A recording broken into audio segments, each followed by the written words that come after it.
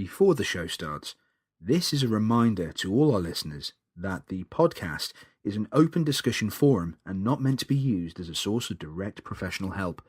We at Panic Stations UK would always urge anybody listening to go seek advice from their GP, that is their doctor, a counsellor or a therapist.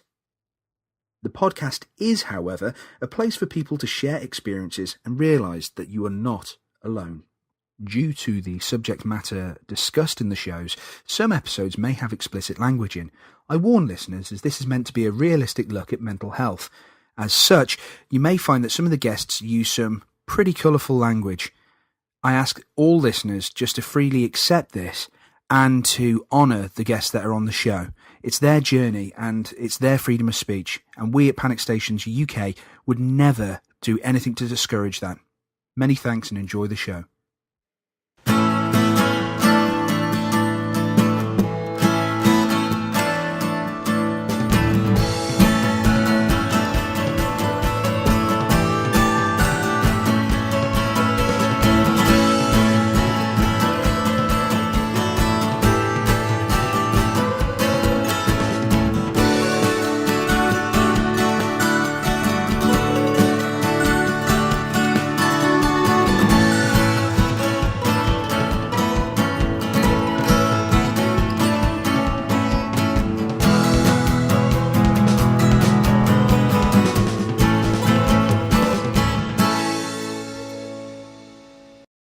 Oh, here I am, yes, you lucky listeners. It is I, Chris Jones, your humble host for Panic Stations UK. Got a bit Terry Wogan there, so you have to forgive me.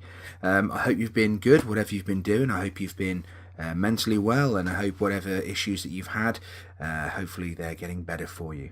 Now, as I promised on the last show, I did say I had an interview lined up with a fantastic guy, a really nice guy called Chris Young.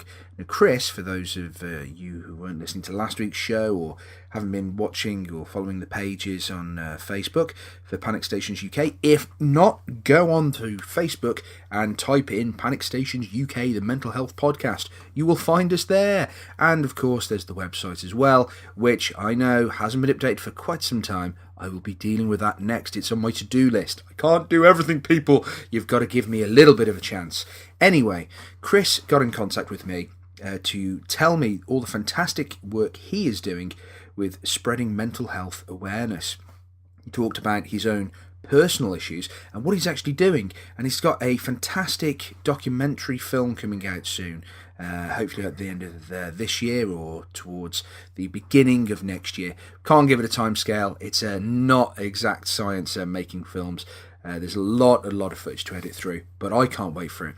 And it's his story about walking along and spreading his wealth of knowledge and listening to others talking about mental health issues. And I can't wait to watch it. I think it's going to be a really hard-hitting thing. And I'm going to put my money where my mouth is. I personally think, this is my prediction, folks, I personally think that this documentary is going to be one of those documentaries that in years to come, people will come back to and go, wow, what a really interesting documentary. And it's one of the definitive ones about mental health. What a really great thing to have been made. So, Chris very kindly got in contact with me. He said, hey, you know what? You've got a podcast. I've got a film coming out. I really like to express my personal issues with mental health and mental health awareness and share a few of my stories for the listeners. Any chance I can come along? And I'm like, of course, I've just seen the trailer for your documentary. Looks brilliant. So I'm going to add those to the links to the show itself. So you get links to Chris's page and all the things that are going there. And of course you can follow him as well on Facebook, which is even better. So make sure you put in Walk a Mile in My Shoes and you'll find it there. There are links to it, or there will be links to it on the Panic Stations UK Facebook page as well. So I will be getting directly to the interview. It's very, very hefty, so I've had to chop it down into 3 parts, so this will be staggered over the next couple of shows. It is really interesting. I think you guys are going to like it a lot. It's very, very, very in-depth, and I think you've got a lot to gain from it. It's all coming up next, but before we go any further, here's a quick message.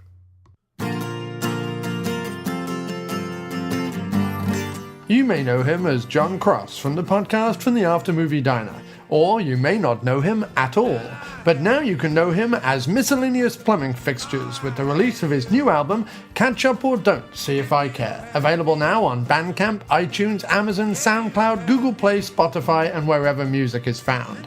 A full 16 new folk, blues, and rock tracks from this bearded singer-songwriter. Find us on Facebook, Twitter, and at aftermoviediner.com. For links to the album and to learn more, go to miskplumbingfixtures.blogspot.com or miskplumbingfixtures.bandcamp.com. There we go. Go out, get the album. Trust me, I've bought it recently off iTunes, and it's absolutely fantastic. Much like my friends, the Cosmic Rays. A big shout out to you guys. They've got a fantastic album. Go out and buy that, and go out, definitely buy John Cross's album, because John has a fantastic... whether he likes it or not, I'm going to give him a big head here, because he doesn't like to brag. Far from it, it's not his nature. He's very self-deprecating. But John's album for Miscellaneous Plumbing Fixtures, that's the name of his project, his band, is really, really good. Go out, give it a listen. There's some fantastic tracks on it, and it's definitely worth the price of admission. Let's go and check that out. And also, while you're there, check out the stuff that he's done for the After Movie Diner, which is his podcast. Go out, listen to that. If you like films, After Movie Diner, go, go, go. It's fantastic. I listen to it every single week. I even donate to the Patreon fund for his podcast. You don't have to donate, you can listen to it for free, but if you're like me and you're thinking, oh man, that'd be really nice just to chuck a little bit in there, give him a bit of the taste of the honey, give him a bit of cash for his troubles. You can be a subscriber and just give a little cash via Patreon. It's all on his podcast, The After Movie Diner. You can go and find all about The After Movie Diner on Facebook. Go to After Movie Diner, type that into the search bar. You will get it on Facebook. Nice and easy. Obviously, there's a website as well. And on top of that, it's easy to find the podcast. It's really, really good to listen to. And I would thoroughly recommend you go and listen to it. Because not only is it a really fun thing to listen to for lovers of film, it's actually really funny. Sorry, John, I hate to call you out. Your podcast's amazing, but it is really, really good. So go and watch that. Listen to that. And also, Dr. Action and the Kick-Ass Kid. Got to go to shout out for my good man, Doc Action. Doc Action and the Kick-Ass Kid commentaries. They're really fun to listen to. If you like your action films, these boys sweat bullets. You cut them and they bleed ammunition. These guys are thoroughly loaded and locked and ready for action, and they have their fantastic podcast, which is basically commentaries on great action films, so you can feel like you're watching it with them, and they are really funny, really, really funny. So go check those out, all free via iTunes and through TalkShoe. So go check those out. Now, I had a message, like I've always said, if you guys have got a message you want to send my way to a shout out for a project like I've just done, or you have a little segment you want me to chuck into the podcast, much like I did for my friend John, go for it, man, go for it, send it my way. And I got somebody called Dee. She got in contact with me via the Panic Stations UK Facebook page. And she's a social work student currently working a placement at Telford Mind. Now, Mind, for those of you who don't know, fantastic organisation, mental health organisation. Got to check them out. Really, really good. And they support people with mental health issues, and they're looking for volunteers to drop in for the Outreach Project. And as a charity, they're relying heavily on donations and fundraising. So obviously they wanted a bit of a shout out and say, look, if anybody can give us a help, get in contact. If you're in the Telford area, Telford Shropshire, okay? I don't live too far from Telford Shropshire. It's a great place, in the respects of the people that I know there are fantastic, and they need a bit of help, because a lot of these things, a lot of these public sector services, and a lot of the services that were available to everybody have been cut short. So we're really, really in need in this day and age of good places like Mind, and the Telford Mind need help. So you've got to give them a hand, because they're a really, really worthwhile organisation. So what I was given by Dee, she said there's some volunteer opportunities. There's a drop-in volunteer. It says we're looking for volunteers to provide individual person-centered support, and a listening service to people who are experiencing mental health issues. You must hold a minimum of level 2 counselling skills or equivalent, or be enrolled on a level 2 counselling skills course.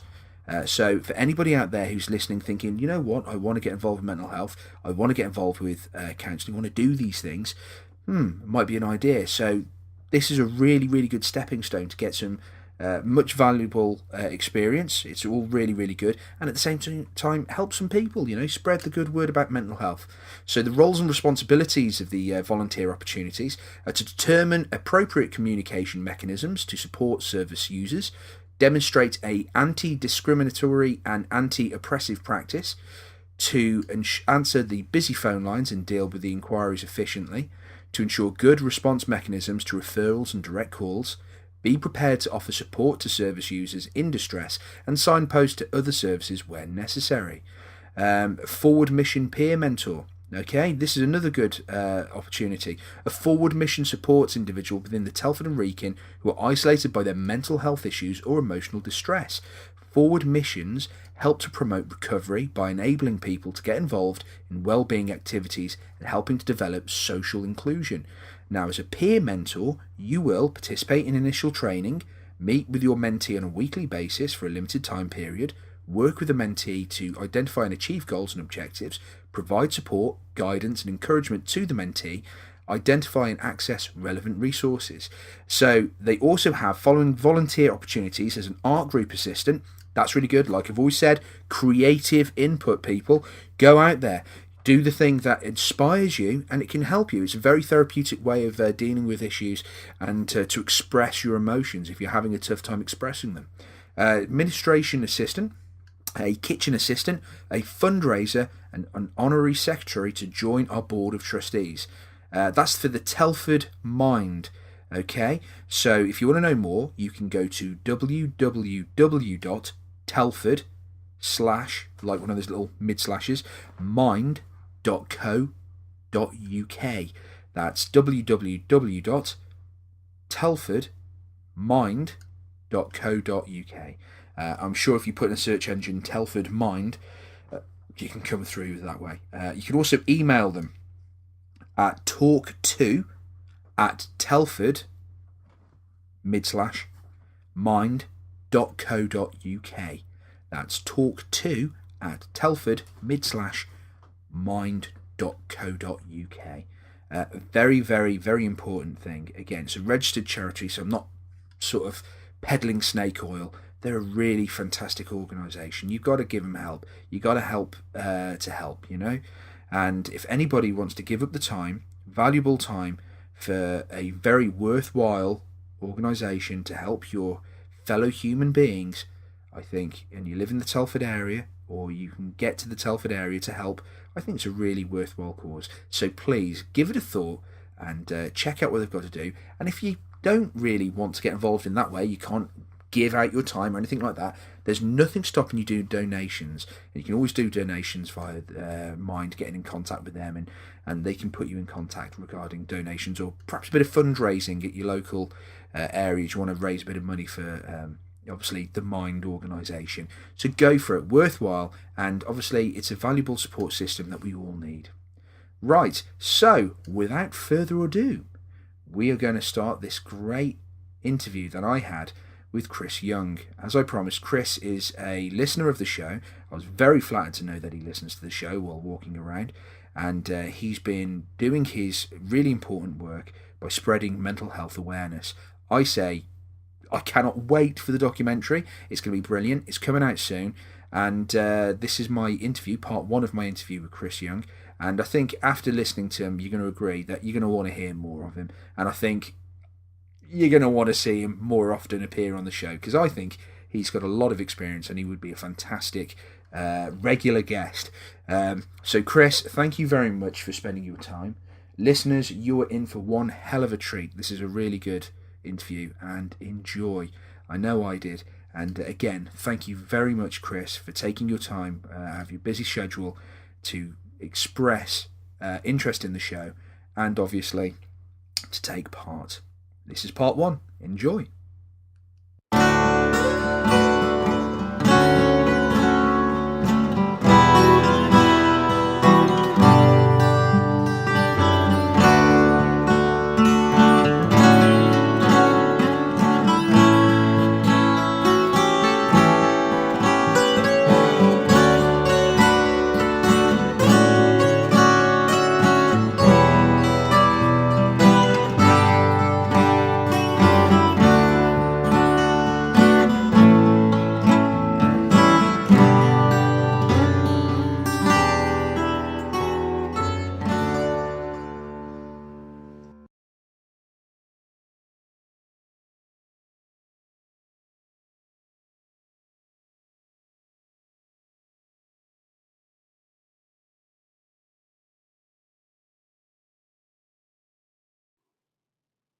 Okay, so as I promised last week, I was in talks with, hopefully having a talk with somebody who I thought was really, really inspirational. He got in contact with me, so I was like, oh wow, that's really, really cool. Got to check what he had to offer, and it was amazing. It's really good. I've put some stuff on the Facebook page, some stuff that you can have a look at. It's really, really good. The man I'm about to talk to is a gentleman called Chris Young, who is really nice bloke, and he's been doing a fantastic job going around spreading sort of goodwill, and on top of that, spreading awareness about mental health. And we're going to talk about that, and talking about hopefully his new film coming out called "A Walk a Mile in My Shoes," which I've plugged in the previous episode. Chris, hello, real pleasure to have you on Panic Stations UK. Yeah, thanks very much for having me. Oh, it's honestly, when you got in contact with me, I'm going to be honest with you, I was like, wow, this is brilliant. And the more I checked, honestly, the more I checked about the stuff that you sent me, or the links, I was just like, this is actually incredible. I was really taken back by the production quality of the film that's been produced with the actual trailer that you put on there. Yeah, Johanna Wagner is the filmmaker. She won a Scottish BAFTA for her short film that's called Peter in Radioland. It's about a man with depression, and what she does is she mixes animation with actual footage of people wandering about the place. Oh wow! So I'm a big fan of hers. Oh wow! Because I mean, we'll talk about, is it Johanna? Yeah. Yeah. Okay, we'll speak about Johanna in a sec. Unfortunately, she's not here today. Hopefully, we can get her on the show at a later date, and we can talk a bit more when it gets close to release. Yeah, that'd be cool. Yeah, and but the first off, I just like, wow. When I saw the trailer and it was talking about the struggles that you yourself have faced, we'll talk about those in a sec, and what you were doing. It was just like, wow, I wish there were more people in the world like yourself doing this kind of thing, because it spreads so much goodwill and awareness. It's been really good. So let's start at the start. It's the best place to begin. I think so. Right. Okay. I was a social worker for about 20 years, and I was in social work management, and what I gradually became aware that there was something wrong. I was under a lot of stress at work because that's the nature of social work. But I was always a manager who kept the door open. My manager in return didn't keep his door open, and I found that difficult. But I knew that the social workers that I was supervising, it was important to have an open door policy because, as I say, it's a stressful job. I started feeling a bit odd, peculiar, and kind of disjointed, not part of the world. And over time, the door gradually closed until one day, I think it was a few months later, one of my old guys I was supervising came in and said, "Chris, what are you doing?" And I said, "Don't know." He said, "You're not doing anything. You're not processing anything. You're not allocating clients. You're not. What are you doing?" And I just looked at him and I said, I don't know who I am. And he looked back at me and went, "You need help." And that's kind of where it all started from, this bout of it. So to cut a long story short, I was disabled out of social work. I was diagnosed as having a thing called borderline personality disorder. I'm going to have to stop using the unique selling point of it being the bloke in Criminal Minds who did it, because that causes people to sort of look at me and you're everything that a nutter would be. You're frightening me. So so I don't. When I say I don't use it, I do. I use it all the bloody time. I'm an idiot. But anyway, I had to. I left my then wife, left my children. My behaviour was erratic. I was self-harming, like it was going out of fashion. I was putting my head in nooses. I had a very narrow escape from myself. I had a very, very calm moment. I'm sort of throwing this at you. No, Very no. calm moment. I set up a noose in a stable, and I was standing on a bucket in a stable. I checked the rope and everything was in place, and I was really calm. I was looking out across the fields, and I was thinking, this is a perfect day to die. Absolutely beautiful. Wow. And what happened then was really weird because my mind never shuts up. So I'm standing there with a noose around my neck, and a little voice in my head says, "I wonder if this is where the term 'kick the bucket' came from." And that little bit of distraction got me thinking about my friend. I don't know how this jump happened, but it broke the pattern. It broke the calmness of this what was going to be my demise. And suddenly I was thinking about a friend of mine who's a burly fireman type, and he he'd come up for my birthday, and I was living in a flat. In a homeless flat in Edinburgh by this time, and he'd come up with a birthday cake, and he came downstairs singing "Happy Birthday to You," and so the combination of I wonder if this is where the "Kick the Bucket" came from, and my mate singing "Happy Birthday" to me made me think I can't do this. I can't. So I I waited a year for psychotherapy. I had group psychotherapy, and it was open ended, which is the best type of psychotherapy. Don't be undersold in any way, because if you there's always the stress a of therapy ending for people. So you try and jam everything in the 8 weeks that the doctors allocate you with a counsellor or whatever. Open-ended psychotherapy is the way ahead. So I went into this. I've got to say I was a little obnoxious during the assessment process because I said I want a psychotherapist of my own. I want a one-to-one.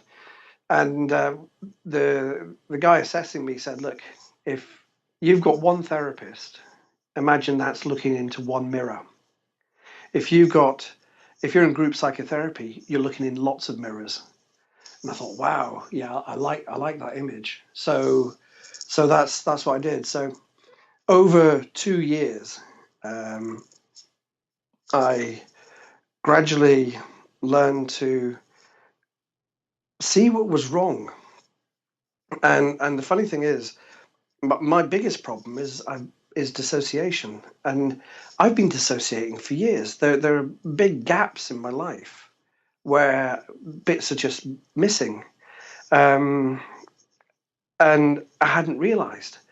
Uh, and so during the psychotherapy, it was a matter of sort of recognizing that, but also the very uncomfortable thing of knowing there isn't a cure. There is no there isn't a cure for dissociation. Uh, there's acceptance, and I guess if I put myself in less stressful situations, I'm less likely to dissociate. But I can dissociate after a happy phone call to a friend. I can dissociate walking along the road. I can dissociate any time. So that's the sort of pain in the ass thing that curtails me. I say to people that borderline personality disorder doesn't define me, but it curtails me. So during psychotherapy, I realized that there's no way I could go back to social work because social work didn't help. It wasn't the primary cause of my lunacy, but it certainly didn't help. Uh, the primary cause of my lunacy was a sort of what came from when I was very young. Up until I was about 12, my life was beautiful. It was it was all that you'd imagine in a childhood. Christmas and birthdays and all the lovely things. And I was top in the class, near the top of the class. I was, played in all the school football teams and all these kind of lovely things. And I had a brother who battered me, and I battered him, and it was all very lovely. But what happened when I was just before I turned 12, my mum was diagnosed with cancer, and gradually that took hold. And on April the 6th, 1977, it killed her. And we watched her die at home, and she went from being this sort of real sentient being, this lovely woman who, it's funny, me and my two brothers met up recently, and we had this discussion, and it got round to who was mum's favourite. And we all said we were mum's favourite. And I thought, there's a neat trick. If you can make your three sons think they're all the favourites, you're doing a good job, I think. But anyway, she became a sort of writhing animal because she had brain metastases, and so for the last couple of weeks of her life, she was just this writhing creature, and it was horrible to watch. And she died, and Dad had always been fantastic, right up until the point she died. He was brilliant. But something we hadn't realised was that Mum was the person who had stopped him from drinking. And once she died, he had a bloody good reason to start drinking, because he'd had a pretty hard life. He'd fought in the war, and I think he'd seen some absolutely horrific things. And suddenly here he was with this lovely woman who was everything to him, and suddenly she was taken away. So he had a reason to drink, and he drank, and we kind of lost him to that. He, there were times when I'd plead with him not to go out, and he'd say, "Well, I'll be back at 11:30." I'd do things like I'd just vanish from home, and I'd come back, say 3 or 4 days later, only to find that nobody had noticed that I'd vanished, which is disappointing. Oh my God! I became, we were quite well off, and then the turnaround was I became one of the smelly kids at school. We didn't have toothpaste. Real basics we didn't have. We didn't have a lot of food. In fact, there were sometimes we had no food. We had the Salvation Army. I remember them delivering food. I remember being so excited that they delivered food, and they had cornflakes. I remember being really excited about cornflakes, only to discover we didn't have milk. And the disappointment was incredible. That's so dark. But like to this, to this day, I've got the back of my mind that people who have cornflakes are posh. I'm sorry, Chris. I shouldn't laugh at that, but they're going to what you were saying before. There's a perfect kind of, I suppose, to call in what you've been saying, like a perfect lunacy to it, because I don't know about you, but my own personal experiences, I've often found like humour is the only thing sometimes that will get you through this kind of stuff. And I mean, you're talking about, God, I mean, some of the stuff that you've mentioned so far, you're talking about major bereavement, like traumatic experience from a childhood. It was terribly sad, and being British, being Scottish, once she died, that was pretty much it. The thing that echoes in my mind is it reminds me of the scene in Airplane where they're all lining up to that woman who was screaming, and they were slapping her in the face, and there was a guy with a baseball bat. It felt a bit like that with the people at my mum's funeral coming up to me and saying, "You've got to be strong for your dad. You've got to be strong for your dad." And each of those, it felt like a slap across the face. And I didn't know what being strong for my dad meant. I don't know, to this day, I don't know what that meant. But it meant we didn't talk about Mum ever. So oh God, no, that's terrible. I didn't cry. I didn't cry for years about my mum. It was not a tear was shed. I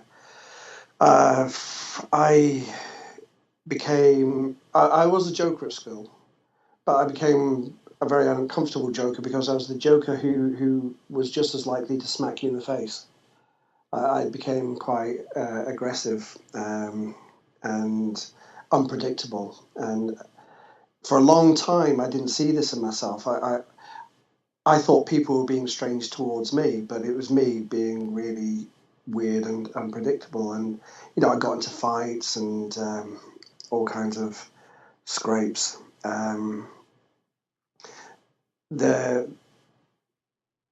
I won't say who this happened with, but I went to a person who I felt would be able to help. I thought that this person would. They had a family of their own, and I thought they'd be able to advise me to help me through this situation. And I I visited them. This is a female who was 16 years, 17 years older than me. So I started visiting when I was about 13, and we were friendly, and I got on well with her kids, and and it was a they had cornflakes. Got to be posh.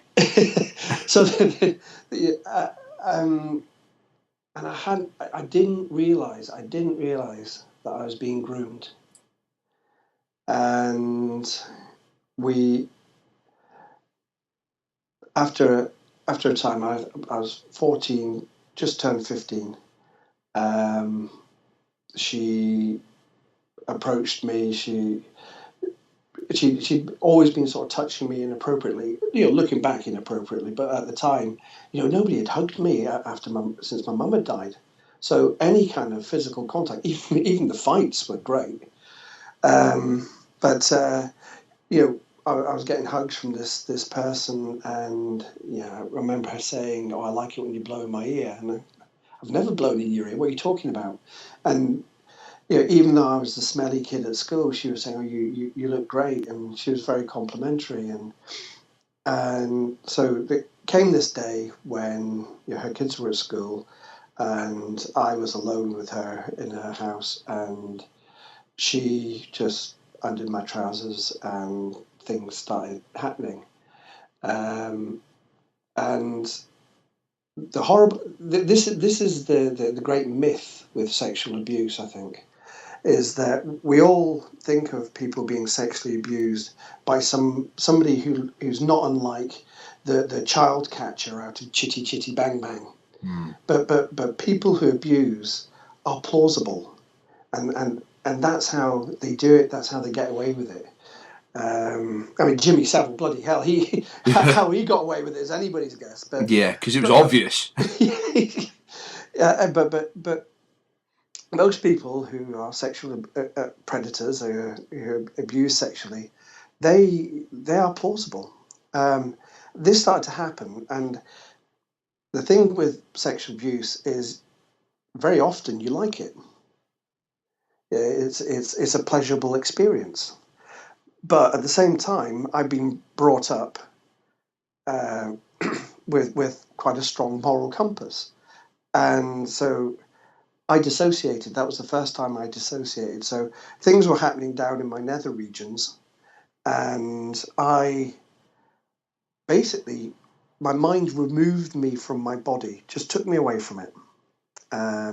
There was a picture on the wall. It was a crappy 3D image of a stag in a Scottish with the Scottish Highlands behind it, and suddenly it felt like I was in that picture, and I was looking down on this thing that was happening to this other person. And from that day, that went on for about 6 months, and it was me that stopped it. And I said to this person, "Look, we cannot do this anymore because it's incredibly wrong."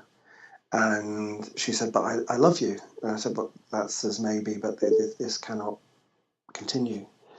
And she said, "Well, I'm pregnant." Oh, shit. I didn't know what to make of that. There I was 15, not a clue. So I went away, didn't see her for about 3 months, came back and said, "Right, okay, we have to do something about this child." And she said, "I was never pregnant." And I just thought I have to keep away from you because you're very damaging. But from that point, I began to dissociate, and I only recognise that now, looking back. I would dissociate during sort of stressful situations. The other one that stands out is my brother, who's a year older than me.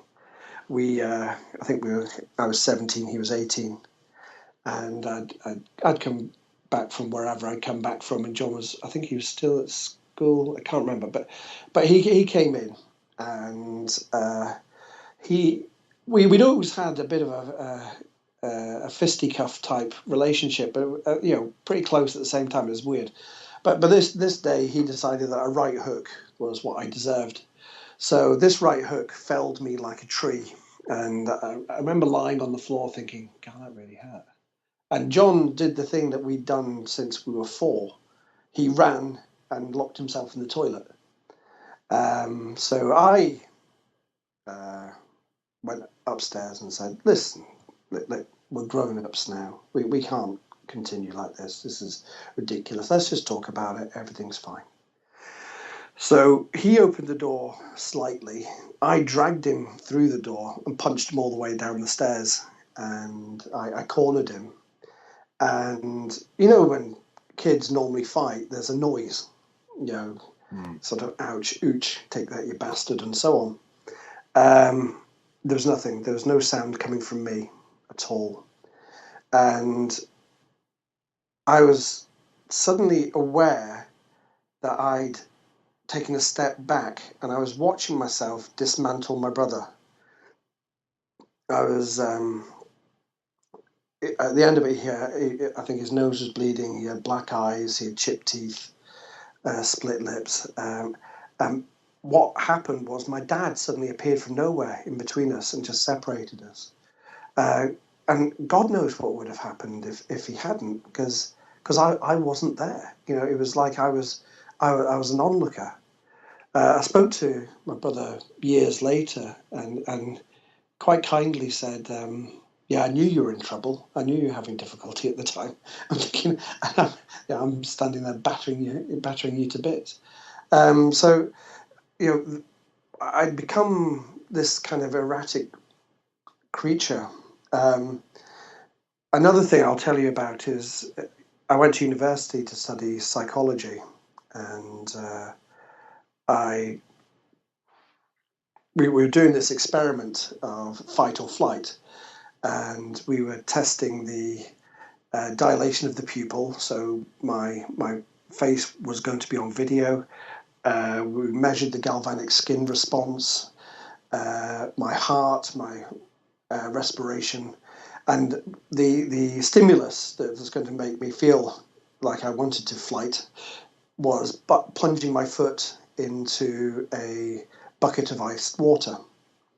So I was sitting there all wired in, and everybody's ready to go, and I'm looking at this television screen. Suddenly, there's my face.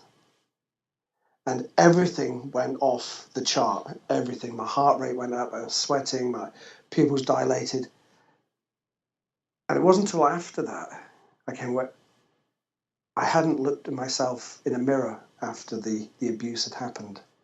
I'd been carrying that around with it. And to this day, I can't look at myself in a mirror, which kind of makes the idea of making a film pretty not farcical, but intriguing.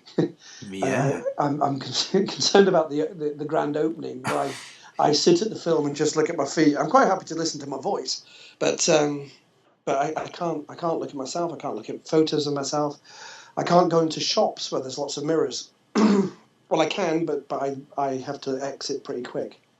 And that's something that has become incredibly entrenched.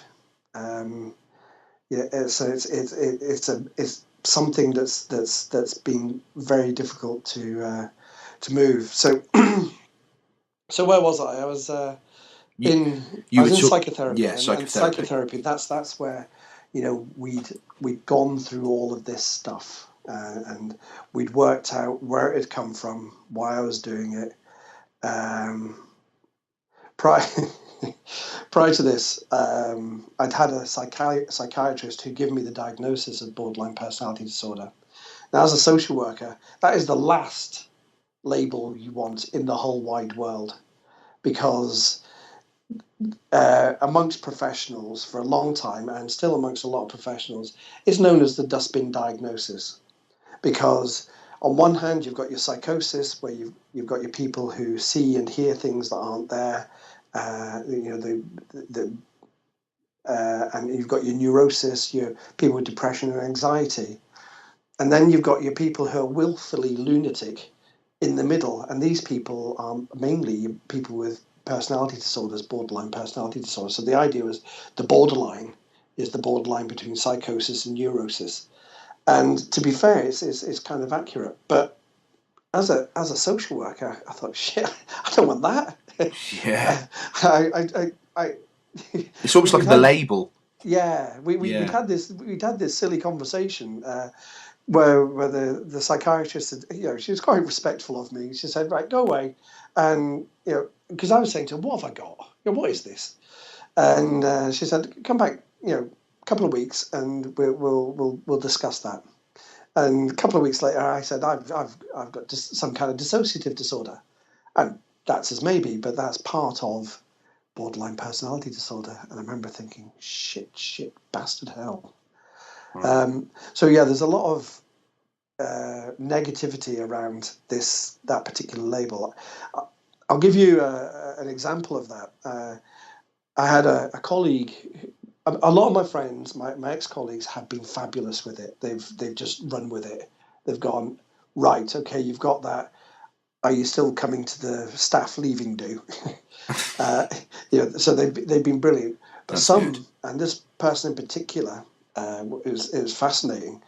I saw her, and it was a children's parents' evening at school, and she came up to me and she said, "Oh, Chris, I heard you were disabled out of social work," and I said, "Yeah." She said, "Was it depression?" Now, I'd been misdiagnosed with depression for years. I just had a GP who thought if I took more and more antidepressants that I'd be cured. But basically, I was taking 1.5 times the maximum dose, and I just didn't know where the fuck I was. Wow.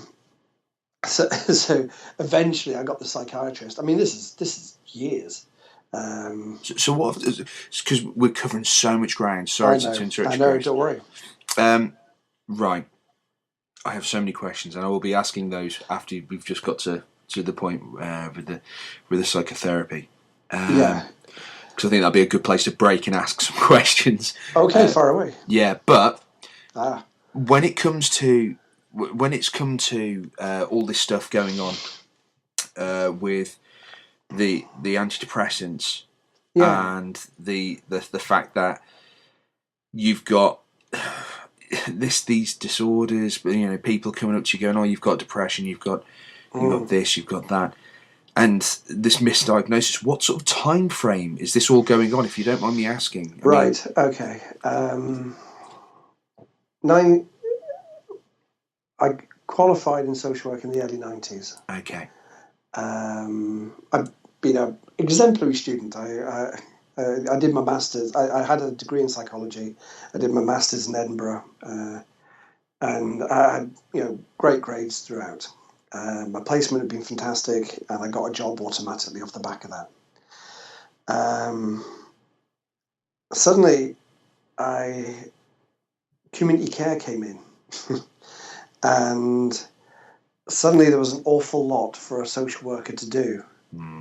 Now, the manager of the team at the time, he didn't ebb and flow with the new laws. So I was in a position where suddenly, in a hospital, when you're a social worker in a hospital, you really should have a caseload in the low 20s, because otherwise, because you have to react swiftly, and then you have to hand your clients over to the community team. That's what it was at the time.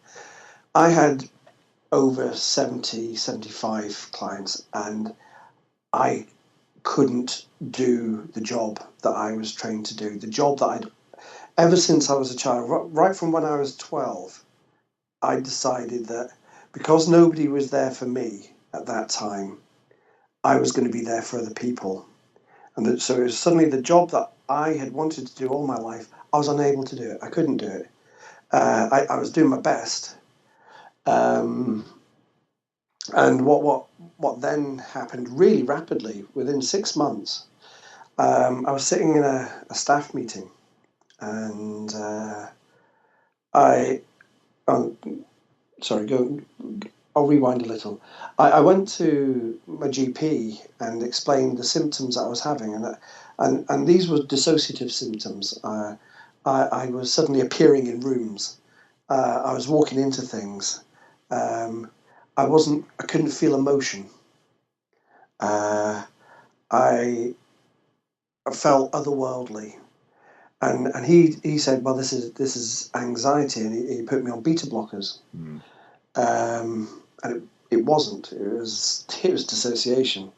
Um, so so I was diagnosed by him with anxiety, stroke, depression, and he said, well, put you on beta blockers just now, and that should see you through. But anyway, so I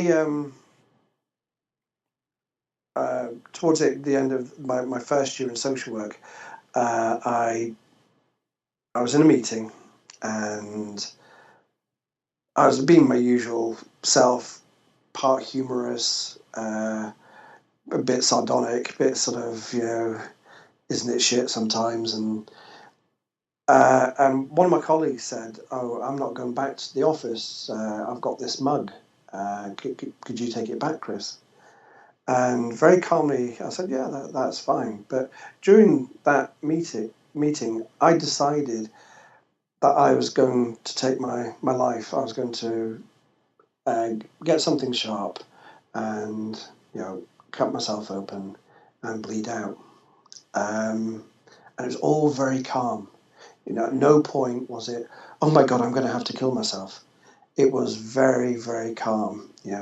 So I went down to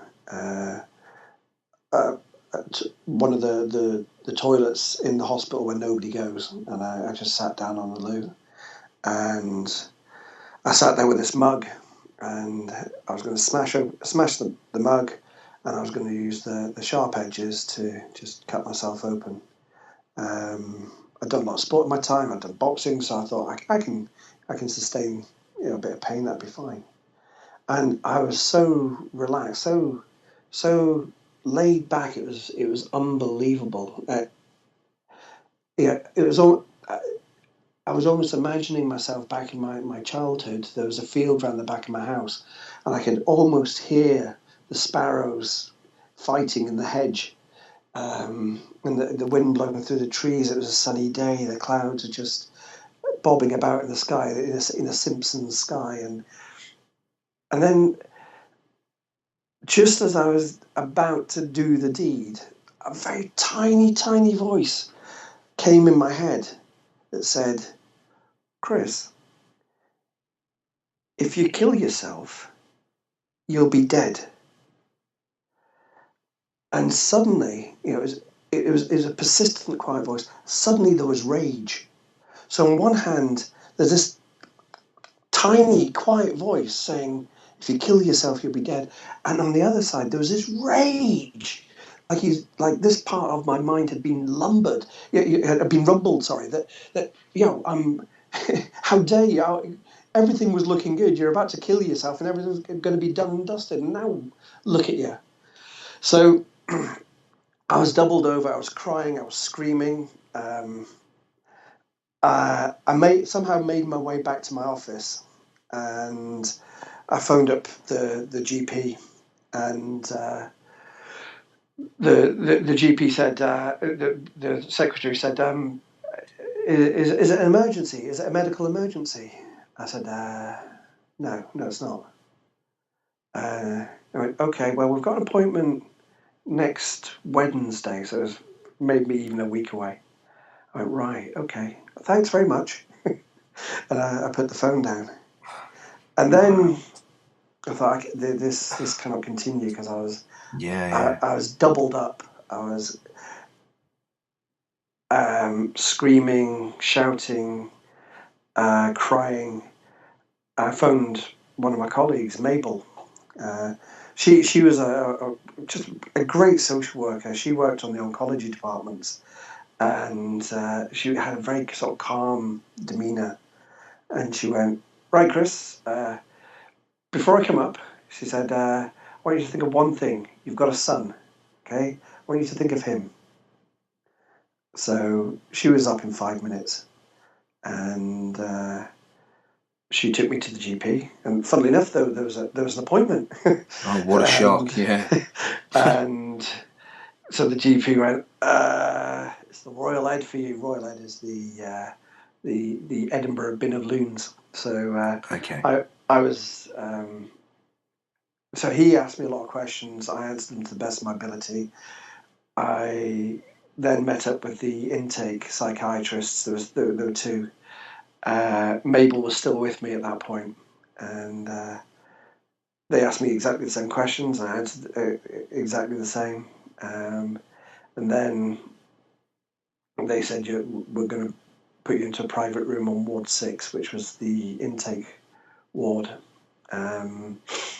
So I was welcomed in, and the intake nurse asked me exactly the same question as the GP and the psychiatrist. Mabel waved me off at this point. Oh, And infuriating. That must have been. I hate stuff like that. That's happened to me. it was just numbing.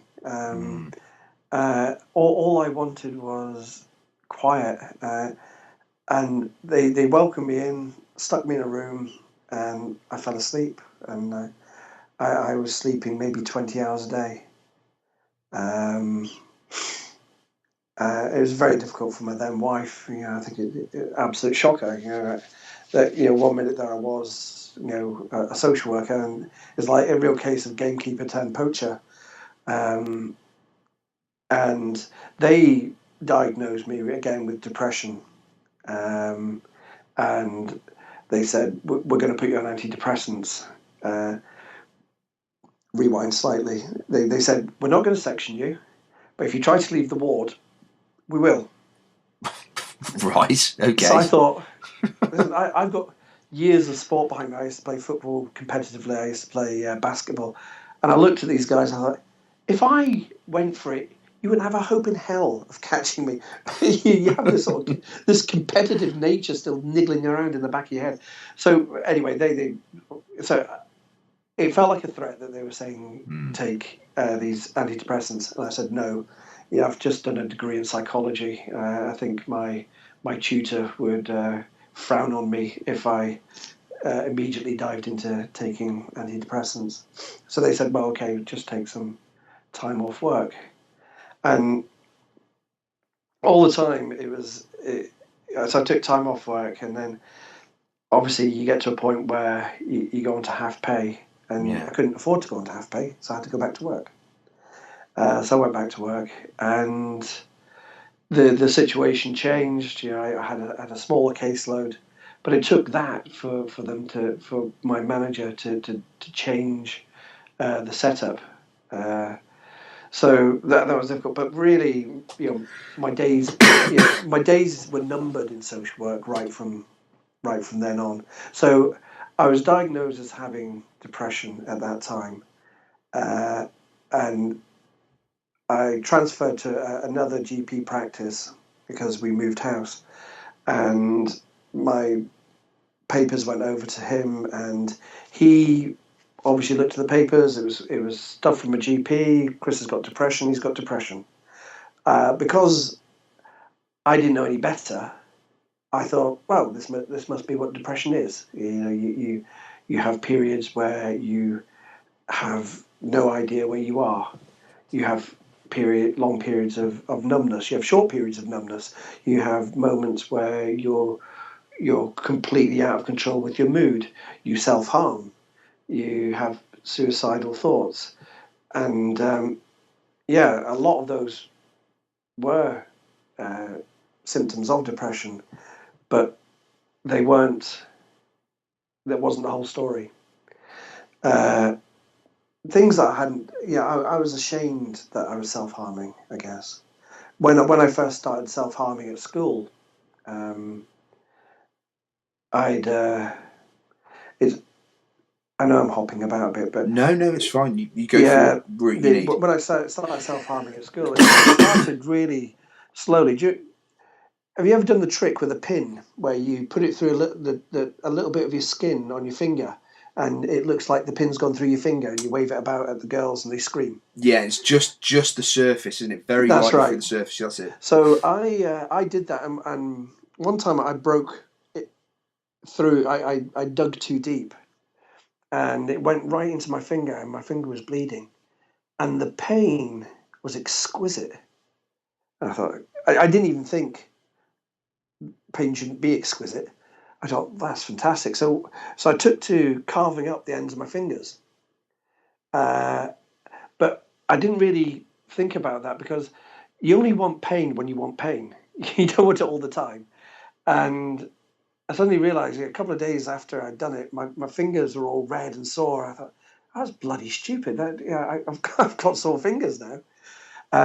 So I developed that into that. I had a comb, which, for people who know me having a comb is laughable because I don't really have that much hair. So there was a handle to this comb, which was like a sort of a wire, metal wire, and I took to heating it up in a over the gas flame just to make sure that it was clean, and then pushing it through my arm. Um, and sometimes it would hit nerves, and sometimes it wouldn't. And when it hit the nerves, it was fantastic, and when it missed, the stress of expecting pain was pretty good as well. So, I was self-harming. The thing was, I thought I was the only person in the world who had ever done that. I couldn't imagine anybody else ever wanting to self-harm. So, that's something I sat on for years. That and the abuse, I sat on that for years as well. Um, so yeah, I got this diagnosis of depression.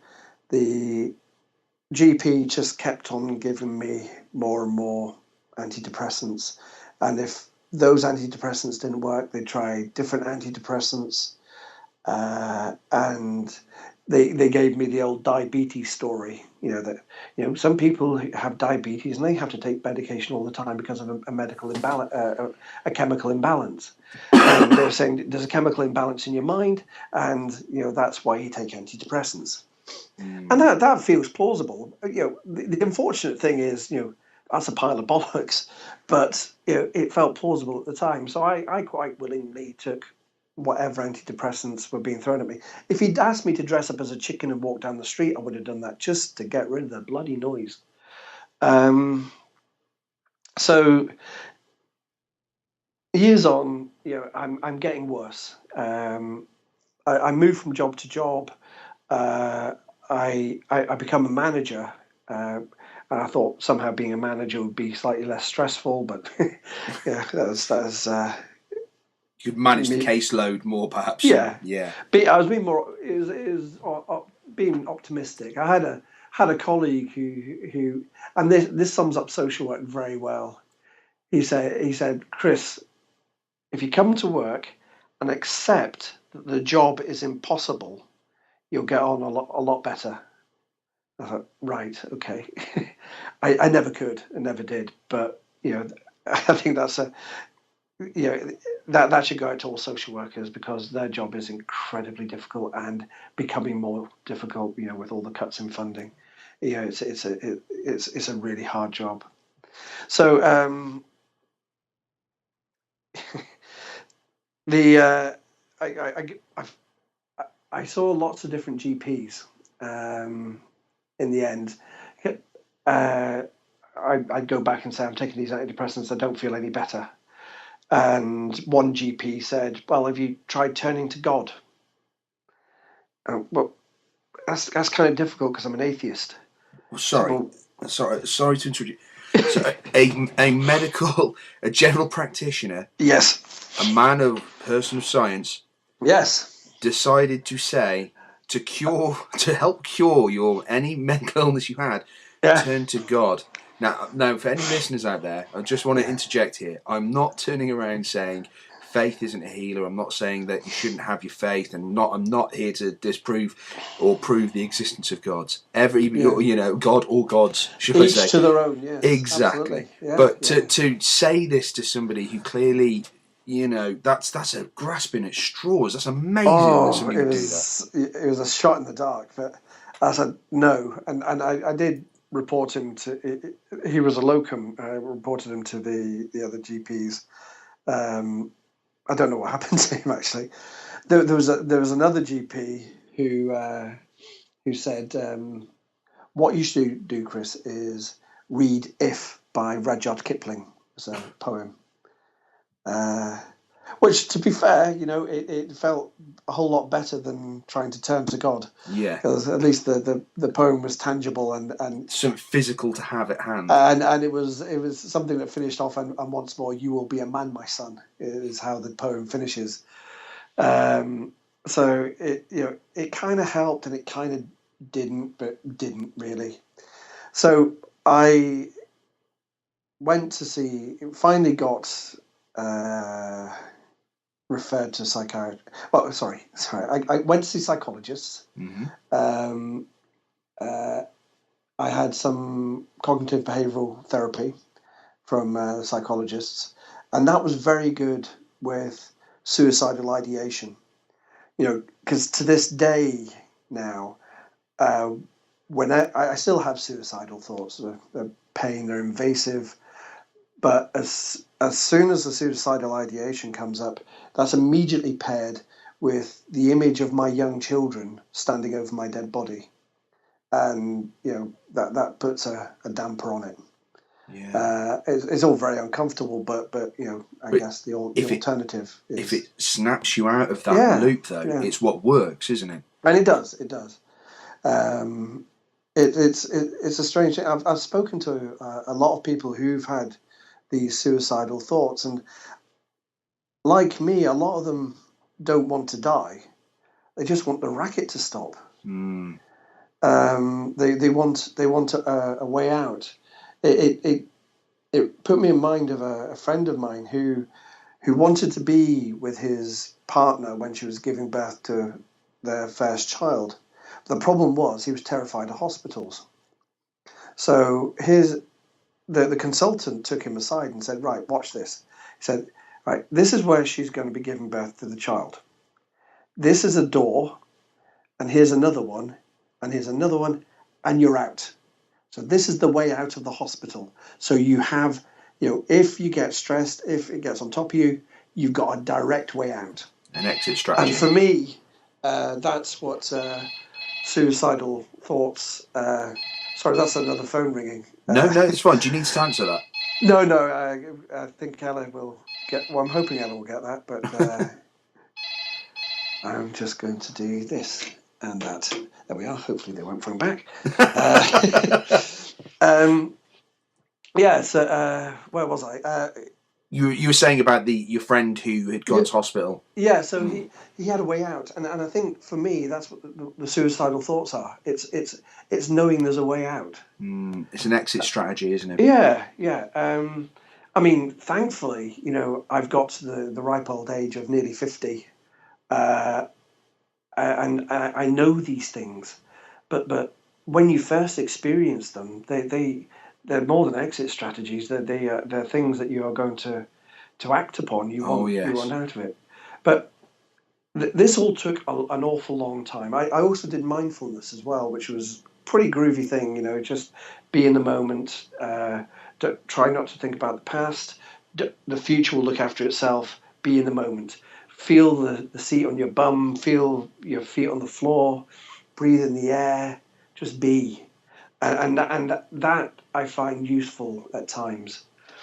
So these were useful things, but all the time I'm being diagnosed with depression, and it's wrong. Finally, I get to see a psychiatrist all these years later, and by this time, I've been disabled out of work, and this psychiatrist, first of all, she says, because I told her my whole story, I just blurted it out, She said, you're incongruent. I said, well, what do you mean? She said, well, you're telling me all these terrible things, and at the same time, you're saying it with a smile on your face, and you're also saying things, you're trying to make me laugh. And that doesn't fit. I said, no, that is kind of weird, you're right. And I realized that when I was telling her my story, it was like I was talking about somebody that I was close to, but it wasn't me. And we gradually sort of started to get into that. That that I had to connect with these things for me to start to move on. So she lined me up with the psychotherapy, but that, yeah, I was first saw the. I basically went into hospital when I was 25, and 20 years later, I was finally diagnosed with borderline personality disorder. So it took all that time. 20 years. 20 years. And, I can't just blame the medical profession, because I kept a lot of it to myself. I kept the self-harm to myself. I kept the suicidal thoughts to myself. Um, I, I, I just didn't. I didn't want any of that, although it was all still going on. I wasn't fully aware that the dissociation was happening. Um, it was all just very, very gradual, and I didn't really work things out until psychotherapy. But there was one funny thing that the psychiatrist said. When I was about 16, I got bottled outside a chip shop, and a guy jumped up and down on my head. And latterly, I found out I was part of a research study. Found out that this I was given short shrift. He beat me unconscious, but because I was young and I was wearing an army jacket, the consultant then gave me short shrift and decided that this was a typical gang fight from Corby, and he packed me off home in the middle of the night. Turns out this guy had fractured my skull. Oh my God. So I said to the psychiatrist, I said, this guy jumped up and down on my head and fractured my skull. Do you think that might have, contributed to my condition? She said, well, it wouldn't have helped. I'm thinking, you've had how many years of training? And it wouldn't have helped? I knew that.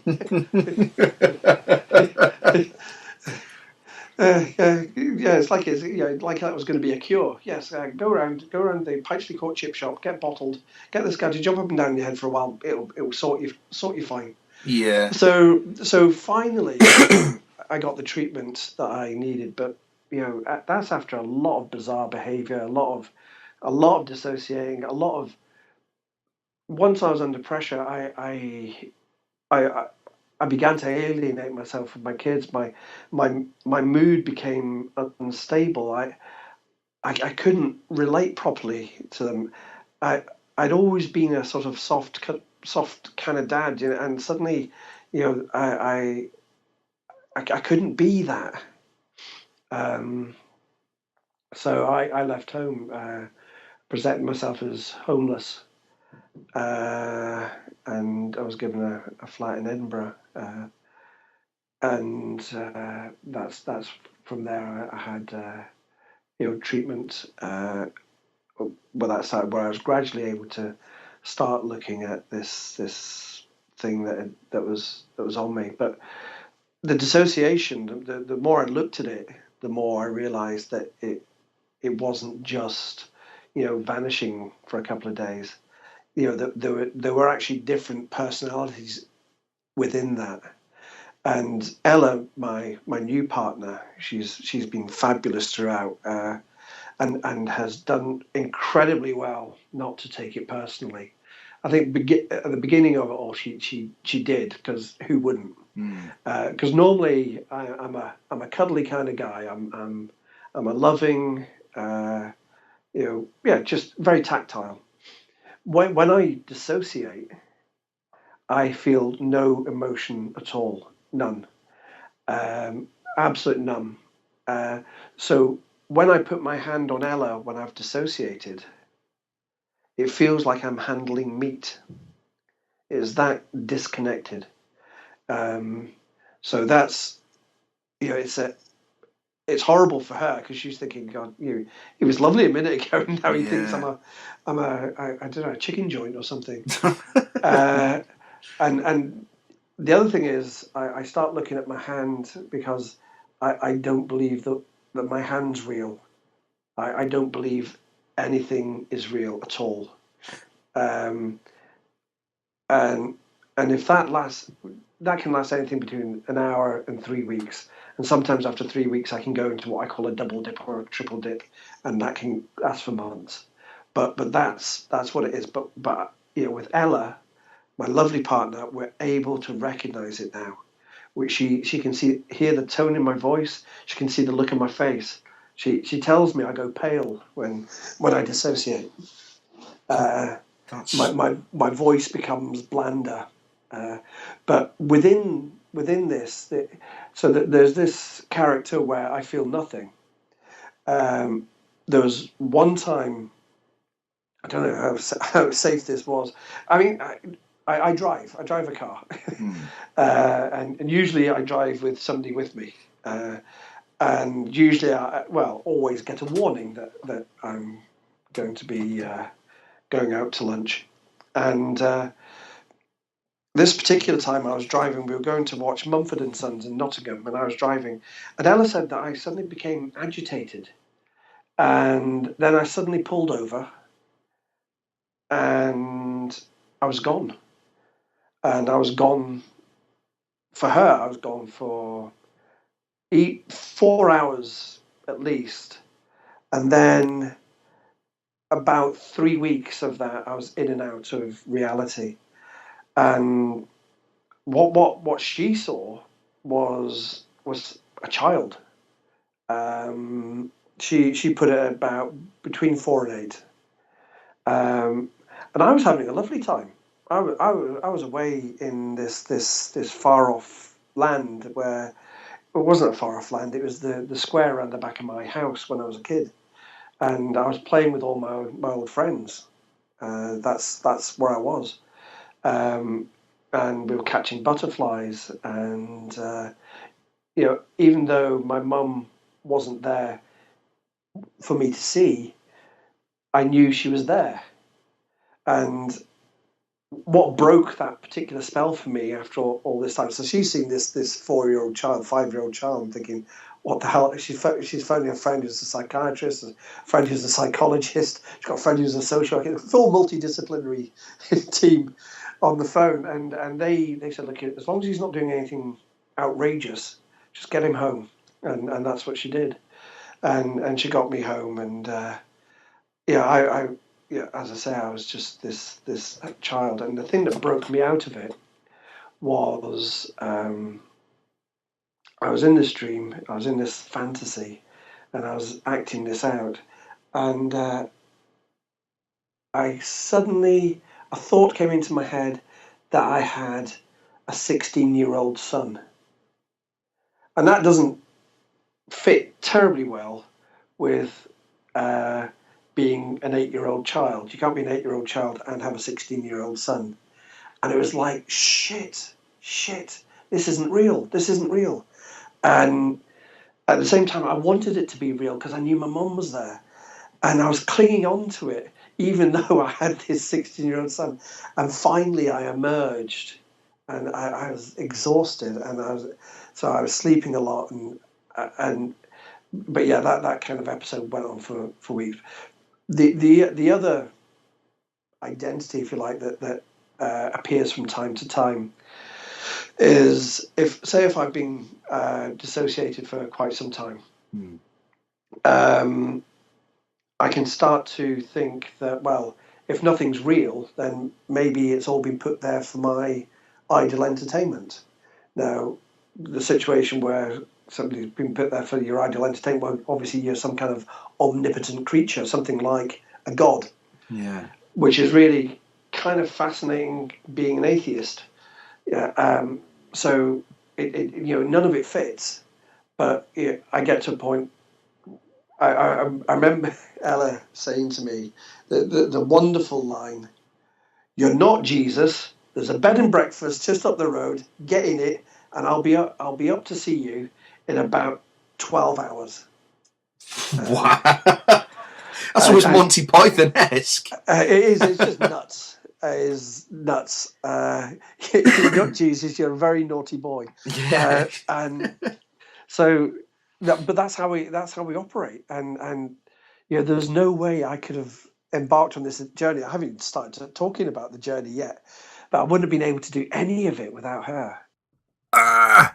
Just like that old 80s TV show in the UK Nightmare, I'm going to interrupt whilst everybody's really, really, really getting into it.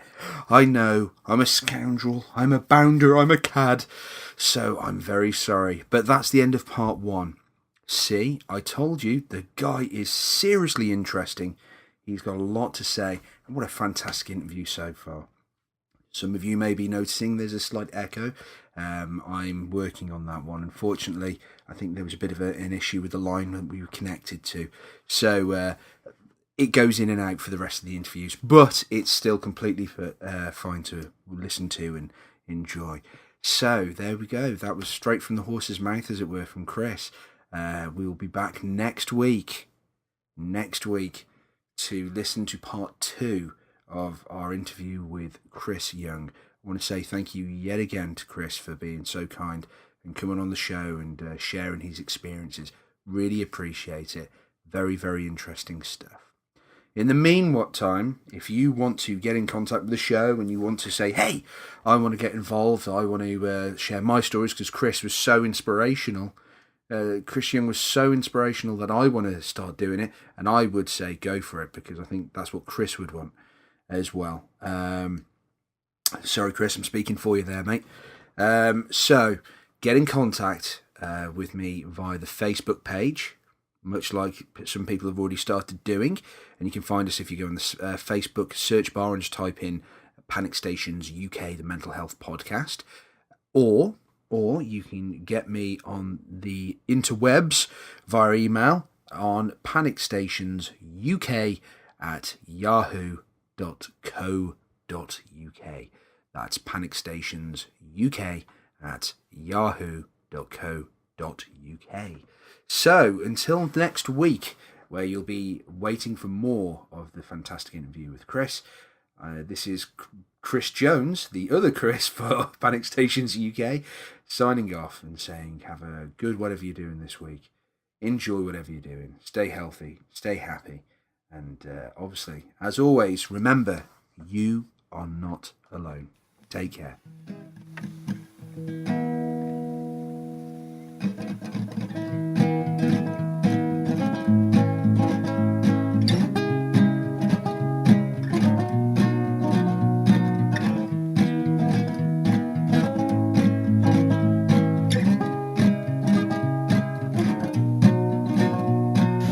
Wake up, dry your eyes, time to face the long night with a brave smile.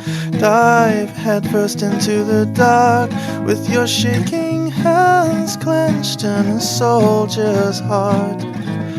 I know where you've been, I know where you've been. You're not alone in this swirling world. You have my hand, you have my hand.